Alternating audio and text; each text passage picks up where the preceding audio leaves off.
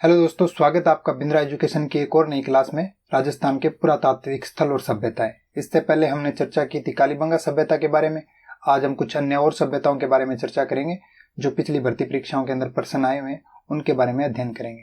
तो चलिए शुरू करते हैं क्लास। इससे पहले अगर हमारे चैनल को आपने सब्सक्राइब नहीं किया तो सब्सक्राइब करें, लाइक करें और बेल आइकन को प्रेस कर लें ताकि आने वाली हर वीडियो के नोटिफिकेशन आपको मिल सके। तो चलिए शुरू करते हैं आज की क्लास। आहड़ का प्राचीन नाम क्या था? आहड़ को प्राचीन किस नाम से जाना जाता था? तो आहड़ के बारे में क्वेश्चन आंसर करने से पहले कुछ आहड़ की बातें जान लेते हैं कि आहड़ सभ्यता कहाँ थी, किसने खोज की थी। तो चलिए देखते हैं आहड़ सभ्यता। देखो, आहड़ सभ्यता को अन्य किस नाम से जाना जाता था? आघाटपुर, धूलकोट और ताम्रवर्ती नगरी के नाम से जाना जाता था। यहाँ पर तांबे के कुछ उपकरण प्राप्त हुए थे, कुछ तांबे के कुछ वस्तुएं प्राप्त हुई थी, इसलिए इसको ताम्रवर्ती नगरी के नाम से जाना जाता था। और इसको किस नाम से जाना जाता था? धूलकोट और आघाटपुर में। इसकी सर्वप्रथम खोज किसने की थी? इसकी सर्वप्रथम खोज की थी अक्षय कीर्ति व्यास ने। किसने की थी खोज? अक्षय कीर्ति व्यास ने खोज की थी सर्वप्रथम 1953 के अंदर। उसके बाद R C. Agarwal, doctor Sankalia, doctor H D. Sankalia और पी.एल. चक्रवर्ती ने इसकी खोज की थी। एच.डी. सांकलिया, इन्होंने जो आहड़ सभ्यता थी इसको ताम्रकाल या कॉपर एज की संज्ञा दी थी। तो क्वेश्चन पूछ लिया जाए किस इतिहासकार ने ताम्रकाल या कॉपर एज की संज्ञा दी, तो डॉक्टर एच.डी. सांकलिया ने आहड़ सभ्यता को कॉपर एज की संज्ञा दी थी। और ये है कहाँ पर? आहड़ सभ्यता उदयपुर के अंदर है, बनास नदी के किनारे। बनास नदी के किनारे आयड़ या बनास नदी की एक सहायक नदी है, आयड़ नदी और बेड़च नदी। तो बनास नदी की सहायक नदी आयड़ नदी या बेड़च नदी के किनारे उदयपुर के अंदर आहड़ सभ्यता है। आहड़ का संपूर्ण कालक्रम दो कालखंडों में बांटा जा सकता है। प्रथम कालखंड था इसका ताम्रयुगीन और द्वितीय कालखंड था लोहयुगीन सभ्यता। इसके अंदर क्या क्या वस्तुएं पाई गई थी? ताम्र उपकरण, बर्तन, काले व लाल रंग के मर्दभांड, तांबे गलाने की भट्टियां प्राप्त हुई थी। यहाँ पर तांबे गलाने की भट्टियां प्राप्त हुई थी। और यहाँ पर अनाज रखने के बड़े बर्तन मिले थे जिन्हें स्थानीय भाषा में क्या कहा गया? गोरे और कोठे कहा गया था। और यहाँ पर दो मुंह का चूल्हा, सिलबट्टा। सिलबट्टा एक पत्थर होता है जिससे कुछ पीसा जाता है, तो उस तरह का सिलबट्टा यहाँ से प्राप्त हुआ था। एक साथ 6 चूल्हे भी यहाँ से प्राप्त हुए थे। तो इतिहासकारों को मानना है कि अगर एक साथ 6 चूल्हे प्राप्त हुए थे तो ये यहाँ पर संयुक्त परिवार की सभ्यता रही होगी। अगर क्वेश्चन पूछ लिया जाता है संयुक्त परिवार के साक्ष्य कहाँ से प्राप्त होते हैं, तो वो आहड़ सभ्यता से प्राप्त होते हैं, क्योंकि यहाँ पर 6 चूल्हे, कितने? 6 चूल्हे प्राप्त हुए थे। 6 चूल्हे प्राप्त होने के कारण इसको संयुक्त परिवार की संज्ञा भी दी गई है।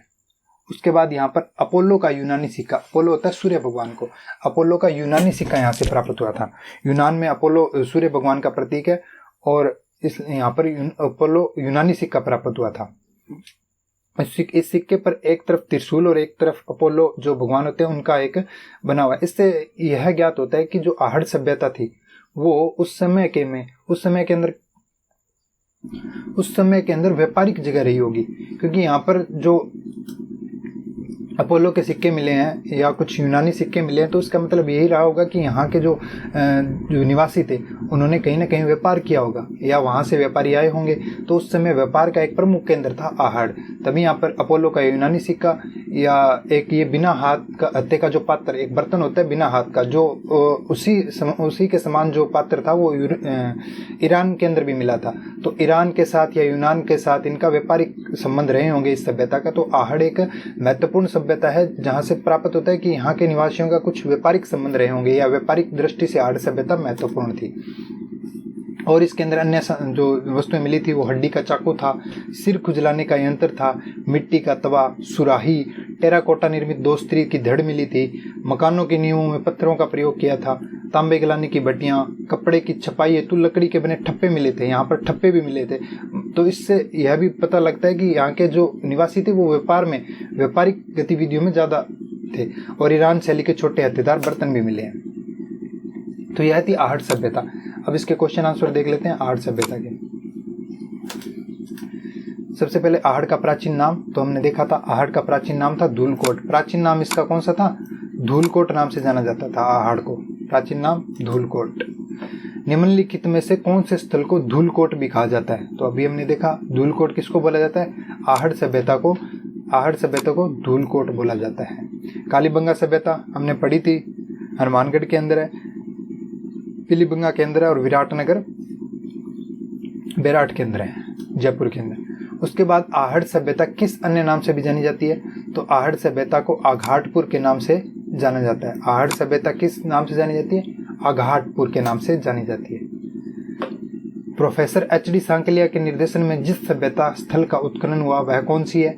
तो प्रोफेसर एच.डी. सांकलिया, अक्षय कीर्ति व्यास, इनका संबंध पीएल चक्रवर्ती, इनका संबंध किस सभ्यता से है?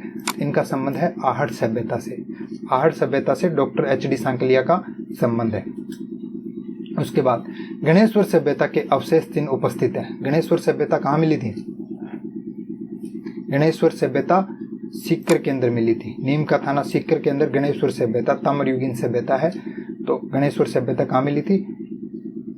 गणेश्वर सभ्यता सीकर, नीम का थाना में। गणेश्वर सभ्यता के बारे में देख लेते हैं थोड़ा सा।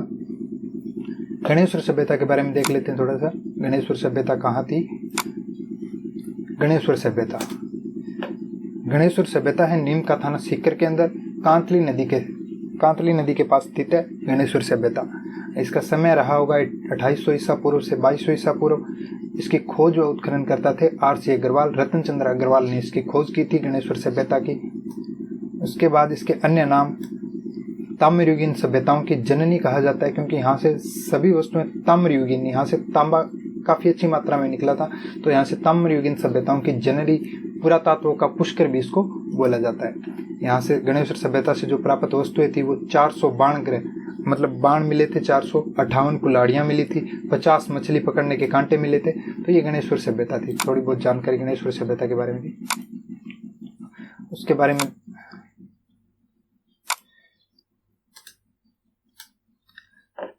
देखो, बेराट में किस सभ्यता के अवशेष प्राप्त हुए? बेराट कहाँ पर थी? बेराट थी जयपुर के अंदर। तो बेराट में किस सभ्यता के अवशेष प्राप्त हुए?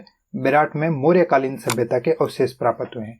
बेराट विराटनगर जयपुर के अंदर स्थित है और विराटनगर मत्स्य जनपद की राजधानी हुआ करती थी, विराटनगर। तो बेराट, विराटनगर और मत्स्य जनपद, इन तीनों का संबंध जयपुर में स्थित बेराट से है। और यहाँ से हमें अशोक के शिलालेख, 36 मुद्राएं मिली थी, 8 चांदी के पंचमारक मुद्राएं मिली थी और 28 इंडो ग्रीक मुद्राएं भी मिली थी, जिसमें से 16 मुद्राएं एक मिंडेनर नाम का राजा था उसकी मिली थी। और यहाँ से एक भाब्रू शिलालेख भी प्राप्त हुआ था, जो किस लिपि में लिखा हुआ था? ब्राह्मणी लिपि में लिखा हुआ था, और उस पर बुद्ध, धम्म और संघ ये 3 शब्द लिखे हुए थे। तो भाब्रू शिलालेख कहाँ पर मिला था? वो बेराट में ही मिला था। अशोक का शिलालेख था भाब्रू शिलालेख, वो बेराट सभ्यता के उत्खनन में मिला था। और जो आज कहाँ पर रखा हुआ है? वर्तमान के अंदर कोलकाता में उस शिलालेख को रखा गया है। तो वर्तमान में कोलकाता में रखा गया शिलालेख, भाब्रू शिलालेख कहाँ मिला था? बेराट सभ्यता से मिला था। अशोक का शिलालेख था, ब्राह्मणी लिपि में लिखा गया था। और यहाँ से क्या प्राप्त हुए थे? 36 मुद्राएं, 8 चांदी की पंचमारक मुद्राएं, 28 इंडो ग्रीक और 16 मुद्राएं मिंडेनर की मिली थी। तो ये बेराट सभ्यता थी जोधपुर की। उसके बाद में क्वेश्चन है, पुरातात्विक स्थलों से संबंधित सही युगम चुनिए। देखो, बालाथल उदयपुर, सुनारी झुंझुनू, बागोर राजसमंद और गिलुंड भीलवाड़ा, इनमें से कौन सी सही है और कौन से गलत है? तो बालाथल कहाँ पर है? बालाथल उदयपुर के अंदर है। बालाथल सभ्यता उदयपुर में ही है। बालाथल, ओजियाना सभ्यता और गिलुंड सभ्यता, ये तीनों सभ्यताएं आहड़ सभ्यता से संबंधित है और एक नदी बनास नदी के किनारे पर स्थित है। दूसरी है सुनारी झुंझुनू के अंदर है।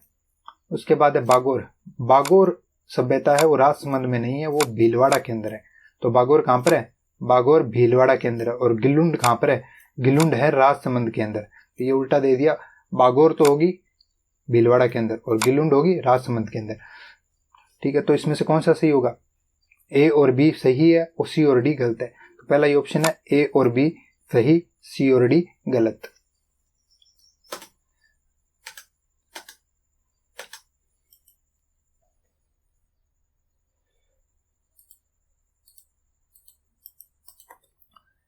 तो इनमें से कौन सा सही है? ए और बी सही है, सी और डी गलत है। तो पहला सही है।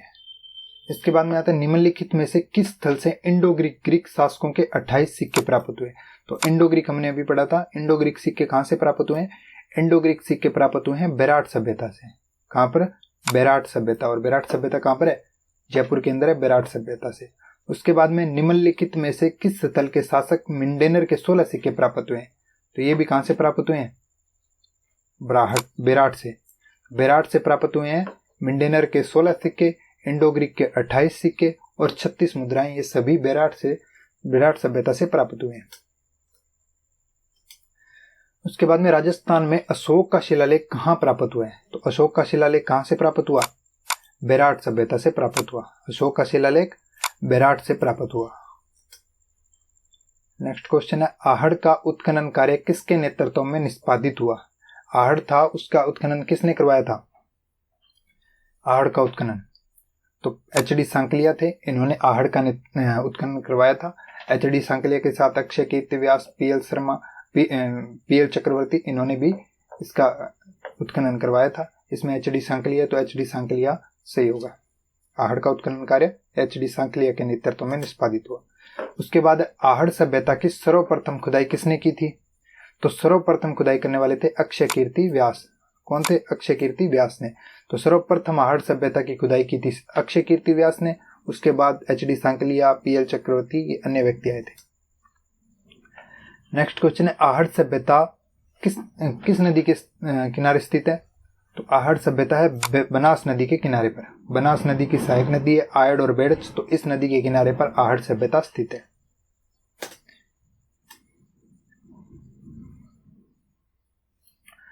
पुरातात्विक स्थल आहड़ से प्राप्त प्राचीन अवशेष संबंधित है। जो पुरा स्थल है आहड़ से प्राप्त प्राचीन अवशेष किससे संबंधित है? तो वो है ताम्रपाषाण युग से। किससे? ताम्रपाषाण युग से। यहाँ पर ताम्रयुगीन सभ्यता है, तो ताम्रपाषाण युग से संबंधित है आहड़ सभ्यता। राजस्थान की बनास संस्कृति संबंध है, तो वो भी किससे है? ताम्रपाषाण काल से। किससे? ताम्रपाषाण काल से। उसके बाद में निम्नलिखित जिलों में से किस जिले में आहड़ संस्कृति के अवशेष मिले? तो आहड़ संस्कृति के अवशेष किस जिले से मिले हैं? उदयपुर। उदयपुर जिले में बनास नदी के किनारे। और बनास संस्कृति किस स्थल से संबंधित है? किस स्थल से संबंधित है? आहड़ से संबंधित है। बनास संस्कृति आहड़ से संबंधित है। निम्नलिखित में से कौन सा राजस्थान की आहड़ बनास संस्कृति का प्रमुख स्थल नहीं है? तो आहड़ और बनास, आहड़ नदी या बनास नदी के किनारे कौन कौन सी सभ्यता है? तो इसमें देखो, लोथल गुजरात के अंदर है, और उसके बाद गिलुंड राजसमंद में, ओजियाना और बालाथल, ये सभ्यताएं, तीनों सभ्यताएं किस नदी के किनारे हैं? बालाथल उदयपुर में। तो ये तीनों सभ्यताएं कहाँ पर स्थित है? ये बनास नदी के किनारे पर स्थित है। बनास नदी के किनारे गिलुंड, ओजियाना, बालाथल। इन सभ्यताओं के बारे में थोड़ा देख लेते हैं, क्या है ये सभ्यताएं? गिलुंड सभ्यता, बालाथल सभ्यता और ओजियाना सभ्यता। देखो, गिलुंड सभ्यता राजसमंद जिले में, बनास नदी के किनारे, तो ये आहड़ सभ्यता की कुछ सभ्यताएं हैं। तो उत्खनन इनका करवाया था गिलुंड सभ्यता का 1957-58 ईस्वी में ब्रजवासी लाल द्वारा करवाया गया था। और ये ताम्रयुगीन सभ्यता है। और यहाँ पर 100x80 आकार के विशाल भवनों के अवशेष मिले थे। यहाँ पर क्या मिले थे? 100x80 आकार के विशाल भवनों के अवशेष, लाल व काले मर्द भांड। उसके बाद बालाथल सभ्यता वल्लभनगर तहसील उदयपुर बेड़च नदी के किनारे स्थित है। ये बेड़च नदी या आयड़ नदी बनास नदी की सहायक नदी है। उसके बाद उत्खनन इसका करवाया था वी.एन. मिश्र ने। 22 परतों की पहचान की गई थी इसमें। और यहाँ पर प्रथम 4 स्तर तो ऐतिहासिक युगीन भंडार तथा 6 ताम्रपाषाण कालीन भंडार मिले हैं इस बालाथल सभ्यता में। और बालाथल सभ्यता से 11 कमरों का एक विशाल भवन मिला है। तो 11 कमरों का विशाल भवन कौन सी सभ्यता से मिला? बालाथल सभ्यता से। तो 11 भवनों का विशाल भवन कहां से मिला है? बालाथल सभ्यता से। उसके बाद ओजियाना सभ्यता। ओजियाना भीलवाड़ा के बदनौर के पास है, कोठारी नदी पर है। और ओजियाना सभ्यता का उत्खनन किसने करवाया था? 2000 ईस्वी में वी.आर. मीणा। 2000 के अंदर करवाया था वी.आर. मीणा, वह आलोक त्रिपाठी ने करवाया था। और यहाँ पर क्या मिला है? कृषक भवन निर्माण के आधार मिले हैं। मर्द भांड को पकाने की विधि के आधार पर सफेद बेल की मरण मूर्तियों को ओजियाना बुल्स नाम दिया गया है। एक आहड़ सभ्यता के अंदर भी एक बैल की मूर्ति के सिक्के मिले थे, जिसको बुशियाना बुल के नाम से भी संज्ञा दी गई है। तो इसको ओजियाना बुल्स ओजियाना सभ्यता में और बुशियाना बुल्स आहड़ सभ्यता के अंदर।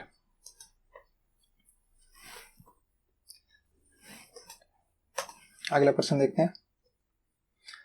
प्राग ऐतिहासिक बस्ती जो हड़प्पा संस्कृति को तांबे की आपूर्ति करती थी। हड़प्पा संस्कृति को तांबे की आपूर्ति कौन सी सभ्यता करती थी? तो गणेश्वर सभ्यता, गणेश्वर सभ्यता प्रमुख थी, ताम्रयुगीन सभ्यता थी। तो गणेश्वर सभ्यता थी जो हड़प्पा संस्कृति को तांबे की आपूर्ति करती थी। तो इसका आंसर हो जाएगा गणेश्वर सभ्यता। नेक्स्ट क्वेश्चन है, आहड़ सभ्यता के बारे में निम्न कथनों पर विचार करें। देखो, आहड़वासी तांबा गलाना जानते थे, आहड़ में तांबा गलाने की भट्टियां मिली है, तो यह सही है। आहड़ सभ्यता, आहड़वासी थे वो तांबा गलाने के बारे में जानते थे। ये लोग चावल से परिचित नहीं थे। धातु का काम आहड़वासियों की अर्थव्यवस्था का एक साधन था। तो धातु का काम, तांबा एक धातु थी, तो इनका अर्थव्यवस्था का एक साधन था, व्यापारिक केंद्र भी था आहड़ सभ्यता। तो ये भी बात सही है। और यहाँ से काले लाल रंग के मर्द भांड मिले, ये भी बात सही है, जिन पर सामान्यतः सफेद रंग से आकृतियां उकेरी गई थी, ज्यामितीय आकृतियां उकेरी गई थी। तो ये भी बात सही है। तो 1, 3 और 4 सही है इसमें। उसके बाद 2 नंबर, ये लोग चावल से परिचित नहीं थे। जो आहड़ सभ्यता वाले निवासी थे, जो लोग थे, वो गेहूं, ज्वार और चावल तीनों चीजों से परिचित थे। तीनों चीजों की यहाँ पर खेती होती थी। तो गेहूं, ज्वार और चावल का संबंध आहड़वासियों से रहा है। तो ये दूसरा कथन जो है वो ये गलत है। 1, 3 और 4 सही है। उसके बाद में प्राचीन गणेश्वर सभ्यता के अवशेष प्राप्त हुए हैं। प्राचीन जो गणेश्वर सभ्यता थी उसके अवशेष कहां से प्राप्त हुए हैं? प्राचीन गणेश्वर सभ्यता के अवशेष प्राप्त हुए हैं नीम का थाना सीकर से। कहां से प्राप्त हुए हैं? नीम का थाना सीकर से प्राप्त हुए हैं। प्राचीन गणेश्वर सभ्यता के अवशेष नीम का थाना सीकर से।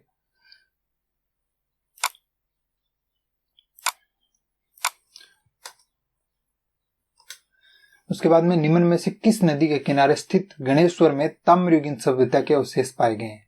किस नदी के किनारे गणेश्वर में ताम्रयुगीन सभ्यता? तो गणेश्वर कांतली नदी के किनारे, कांटली या कांतली नदी है सीकर के अंदर, तो उस नदी के किनारे ताम्रयुगीन सभ्यता के अवशेष पाए गए हैं। उसके बाद में निम्नलिखित में से कौन से स्थल लघु पाषाणकालीन संस्कृति से संबंध है? लघु पाषाणकालीन, तो लघु पाषाण युगीन, ताम्रयुगीन, पाषाण युगीन, ये सभी सभ्यताओं के काल हैं जिनमें अलग अलग सभ्यताएं प्राप्त हुई है। तो इस संस्कृति से संबंध कौन सी है? तो गणेश्वर सभ्यता कौन सी? गणेश्वर ताम्रयुगीन सभ्यता है। बाकी सोजत, धनेरी और तिलवाड़ा, सोजत, धनेरी और तिलवाड़ा कौन सी है? सोजत, धनेरी, तिलवाड़ा ये लघु पाषाण युगीन है। तो 1, 2 और 3 सही है। तो इसमें होगा तीसरा, 1, 2 और 3 तीनों सही है। मौर्य सभ्यता के प्रमाण निम्न में से किस स्थान पर उपलब्ध है? मौर्य सभ्यता के जो प्रमाण है वो किस स्थान पर उपलब्ध है? तो मौर्य सभ्यता कहां से प्राप्त हुई थी? मौर्य सभ्यता प्राप्त हुई थी बेराट से। मौर्य सभ्यता के प्रमाण कहां से प्राप्त हुए थे? बेराट से प्राप्त हुए थे, जिसको विराटनगर सभ्यता भी बोला जाता है। उसके बाद है निम्नलिखित में से किस उत्खनन स्थल से चांदी की मुद्रा पंचमारक प्राप्त हुई है? तो पंचमारक हमने देखी थी। पंचमारक 8 चांदी की मुद्राएं, 28 इंडोग्रिक, 36 मुद्राएं और अशोक का शिलालेख बेराट संस्कृति से, बेराट सभ्यता से प्राप्त हुआ था। तो इसका आंसर होगा बेराट सभ्यता से पंचमारक मुद्राएं प्राप्त हुई है। और बेराट प्राचीन काल में राजधानी किसकी थी? तो बेराट की राजधानी या बेराट किसकी राजधानी थी? तो विराटनगर थी। वो मत्स्य राज्य की राजधानी थी। बेराट को प्राचीन जो नाम था इसका विराटनगर भी बोला जाता था।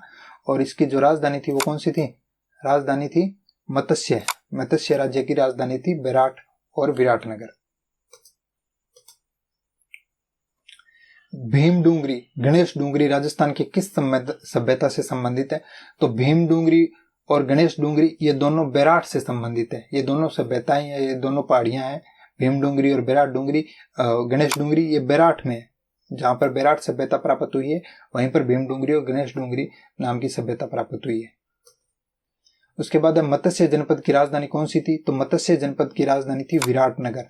और विराटनगर को प्राचीन नाम बेराट का विराटनगर था और वर्तमान में इसको बेराट सभ्यता के नाम से जाना जाता है। तो मत्स्य जनपद की राजधानी विराटनगर था। अब बेराट, विराटनगर में प्रथम उत्खनन किसके नेतृत्व में किया गया था? तो बेराट का जो प्रथम उत्खनन था वो किसके नेतृत्व में हुआ? दयाराम साहनी के नेतृत्व में किया गया था प्रथम उत्खनन विराट या विराटनगर का, जो जयपुर के अंदर है। उसके बाद में निम्नलिखित में से कौन सा एक युगम सुमेलित नहीं है? तो देखिए, प्राचीन काल, प्राचीन जो स्थल दिए हुए और उत्खननकर्ता दिए हुए, तो प्राचीन स्थल है कालीबंगा। कालीबंगा के उत्खननकर्ता कौन है? अमलनाथ घोष। ये सही है, हमने कालीबंगा में पढ़ा था। आहड़ सभ्यता का HD सांकलिया, सही है, HD सांकलिया। और बेराट, केदारपुरी, अभी पढ़ा था कि बेराट उत्खनन किसने किया था? तो बेराट का उत्खनन किया था दयाराम साहनी ने, ना कि केदारनाथपुरी ने। तो ये गलत है। तो कौन सा सुमेलित नहीं है? तो बेराट 3 नंबर वाला सुमेलित नहीं है। उसके बाद बागौर का किसने किया था? बागौर भीलवाड़ा BN मिश्रा ने किया था। उसके बाद सन 1837 में बीजक पहाड़ी बेराट स्थित अशोक के शिलालेख को किसने खोजा था? तो अशोक शिलालेख है जो बेराट के अंदर मिला था, बीजक की पहाड़ी पर मिला था। ये खोजा था किसने? कैप्टन बर्ट ने खोजा था। किसने खोजा था? कैप्टन बर्ट ने खोजा था। और इसी शिलालेख के ऊपर 3 शब्द ब्राह्मणी लिपि में लिखे हुए हैं, बुद्ध, धम्म और संघ। बुद्ध, धम्म, संघ, ये 3 शब्द बाबरू शिलालेख के अंदर लिखे हुए हैं ब्राह्मणी लिपि में। और ये जो शिलालेख है वर्तमान में कहां पर स्थित है? वर्तमान में कोलकाता संग्रहालय के अंदर स्थित है। तो कोलकाता संग्रहालय में बाबरू शिलालेख जो अशोक का शिलालेख है वो स्थित है। उसके बाद राजस्थान में बौद्ध संस्कृति के अवशेष कहाँ मिलते हैं? राजस्थान में बौद्ध संस्कृति के अवशेष कहाँ मिलते हैं? तो बेराट के अंदर बौद्ध संस्कृति के अवशेष मिले हैं, बेराट में। तो राजस्थान में बौद्ध संस्कृति के अवशेष कहाँ मिले? बेराट के अंदर। गिलुंड किस नदी के किनारे पर स्थित है? तो गिलुंड सभ्यता है वो किस नदी के किनारे पर स्थित है? तो गिलुंड सभ्यता किस नदी के किनारे पर स्थित है? बनास नदी के किनारे पर, राजसमंद में बनास नदी के किनारे पर स्थित है। गिलुंड सभ्यता के अवशेष किस युग के हैं? तो ये बनास नदी के बनास आहड़ सभ्यता के समकालीन है। तो ये किस सभ्यता का होगा? तो ये होगा ताम्र प्रस्तोत्तर युग का। कौन सा? ताम्र प्रस्तोत्तर युग का। किस पुरास्थल पर चित्रित शैलाश्रय प्राप्त हुए हैं? तो किस जो पुरातात्विक स्थल है उस पर चित्रित शैलाश्रय प्राप्त हुए हैं? तो ये प्राप्त हुए हैं बेराट के अंदर ही, बेराट में मिले चित्रित शैलाश्रय।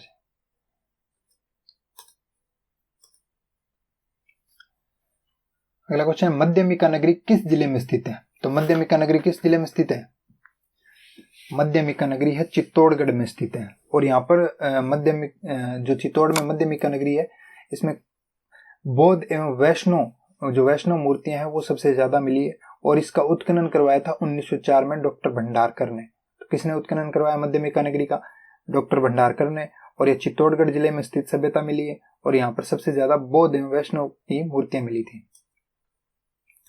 किस जिले में बालाथल सभ्यता है? तो हमने पढ़ा था उदयपुर जिले में बालाथल सभ्यता है। तो किस जिले में बालाथल सभ्यता है? उदयपुर जिले के अंदर बालाथल सभ्यता है। गणेश्वर सभ्यता किस काल से संबंधित है? तो गणेश्वर सभ्यता किस काल से संबंधित है? जिसको ताम्र युगीन, ताम्र जननी कहा जाता है। तो यह ताम्र या कांस्य युगीन सभ्यता है। कौन सी सभ्यता? ताम्र या कांस्य युगीन सभ्यता। उसके बाद राजस्थान के निम्न में से किस कस्बे को प्राचीन स्रोतों में चंपावती के नाम से जाना जाता है? तो प्राचीन नाम चंपावती किस नाम से, किस सभ्यता को जाना जाता है? किस प्राचीन कस्बे को जाना जाता है? तो ये जयपुर के अंदर है चाकसू। वर्तमान में इसको चाकसू और पहले चंपावती के नाम से भी जाना जाता था। एक प्राचीन भारत का टाटा नगर किसको जाना जाता था? प्राचीन तो भारत का टाटा नगर है या प्राचीन राजस्थान का मान लो टाटा नगर किसको बोला जाता था? तो वो था रेड कहां पर है? रेड टोंक के अंदर है। रेड टोंक को बोला जाता था प्राचीन भारत का टाटा नगर। तो रेड टोंक को बोला जाता था प्राचीन भारत का टाटा नगर। राजस्थान में सुनारी सभ्यता के अवशेष कहां से प्राप्त हुए? तो सुनारी सभ्यता कहां से मिली है? सुनारी सभ्यता झुंझुनू। गणेश्वर सभ्यता सीकर और सुनारी सभ्यता झुंझुनू के अंदर मिली है। यह आहड़ सभ्यता हमने देख ली थी। प्राचीन नाम इसके देखे थे आघाट, धूलकोट, ताम्रवर्ती नगरी। खोज या उत्खनन इसका करवाया था अक्षय कीर्ति व्यास ने सर्वप्रथम। उसके बाद R C Agrawal, doctor H D Sankalia. ताम्रकाल कॉपर की संज्ञा एचडी सांकलिया ने दी थी। उसके बाद पीएल चक्रवर्ती आए थे। उदयपुर के अंदर बनास नदी के किनारे पर स्थित है। तो ये आहड़ सभ्यता हमने देख ली थी। इसके बाद है गिलुंड बालाथल, ये भी हमने देख ली थी। गणेश्वर सभ्यता इसके बारे में देख लिया था। कुछ और सभ्यताएं हैं, देखो बेराट सभ्यता जयपुर के अंदर थी। कौन सी नदी के किनारे? बाणगंगा नदी के किनारे। और इसका खोज किसने की थी? दयाराम साहनी, सुंदर राजन, ए.के. घोष और के.एन. दीक्षित ने इसकी खोज की थी बेराट सभ्यता की। और यहाँ पर अशोक का बाबरू शिलालेख, विशेषता राजस्थान में बौद्ध संस्कृति का यहाँ पर प्रमुख केंद्र रहा है। बुद्ध की प्रतिमा युक्त स्वर्ण मंजूषा कलश मिला है। तो जहाँ पर जो बुद्ध की स्वर्ण मंजूषा कलश जिसमें बुद्ध की अस्थियां माने जाते हैं कि यहाँ पर बुद्ध की अस्थियां प्राप्त हुई थी। तो ये बौद्ध संस्कृति का एक महत्वपूर्ण केंद्र भी रहा होगा। तो अशोक का जो बाबरू शिलालेख था वो विराट सभ्यता से मिला था।